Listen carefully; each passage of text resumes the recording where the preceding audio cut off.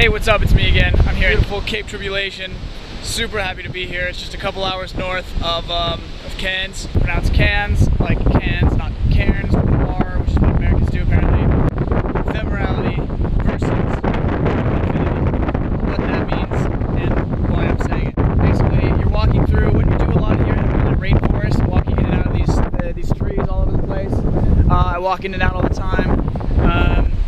And I'm observing these hundreds of year old ferns, plants, these crazy huge bushes that you don't expect to be huge. They've been there for hundreds of thousands of years. And it got me thinking, there's no, and then of course as we're doing on the tour, the guy's telling us all the different things that we, could be doing, but it's just impossible because we just don't have the time. Which got me thinking about that whole concept of time, ephemerality versus infinity, and the scoping of existence and scoping of time and stuff. Basically, trees have their own time scope. Trees are there for the entire lifespan of the tree. And humans, unfortunately, can only be here for as long as humans can be.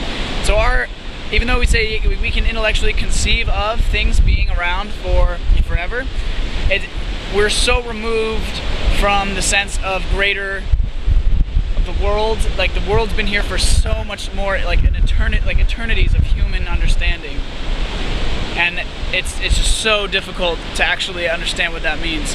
And I just thought that was something that was so crazy. We are so limited in our scope of existence. Like best case scenario, in like 20 years, the average lifespan, I don't know, 20, the average lifespan will be like 100 maybe. I mean, if we're lucky, I think that would be awesome.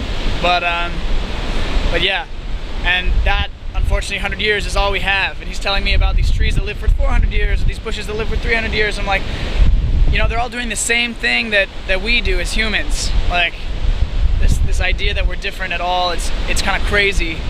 But this weird consciousness, this whole awareness thing that we have that, we see a lot of other creatures and plants like don't have, it's very interesting to think about.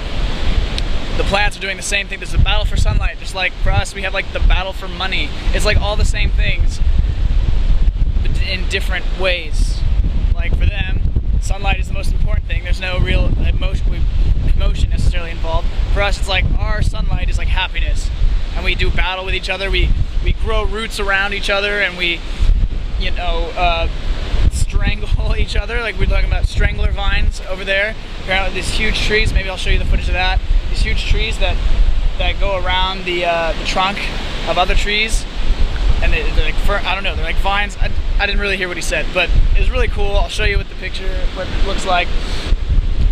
But yeah, so we like strangle other people, like we'll, cut off their bank account. I don't know. We just have these underhanded ways of dealing with it, in the same way like the natural world has its own way of doing it as well.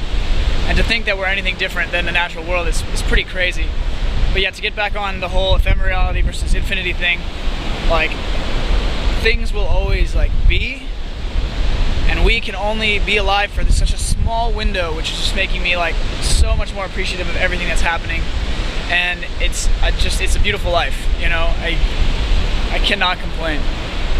But okay, on a history note, Cape Tribulation. Why is it called Cape Tribulation? When the sun is out, it looks a lot prettier than this. I mean, I'm assuming. Basically what happened was when Captain James Cook was sailing down around the area, he was actually mapping the coastline. He went through a lot of different trials and appropriately tribulations. He had to deal with a lot of that kind of stuff, and it was tough. So basically, like his boat destroyed. Only 3 out of the 4 pumps were working to get the water out of the boat. So I mean, he obviously had issues there.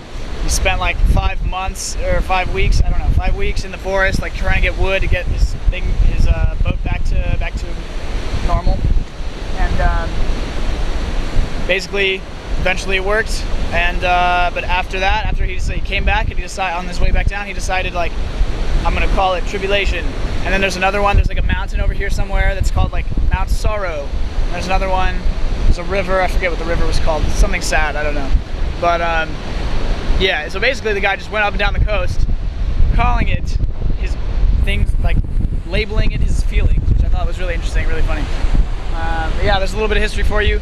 Cape Tribulation, absolutely beautiful. Happy to be in Australia. Yeah, I have literally like, what, 3 days left? Friday, I have 3 days left after today, so see how it goes. I'm loving it. I'm gonna definitely miss it. Oh man, but yeah, I'm really lucky to be here.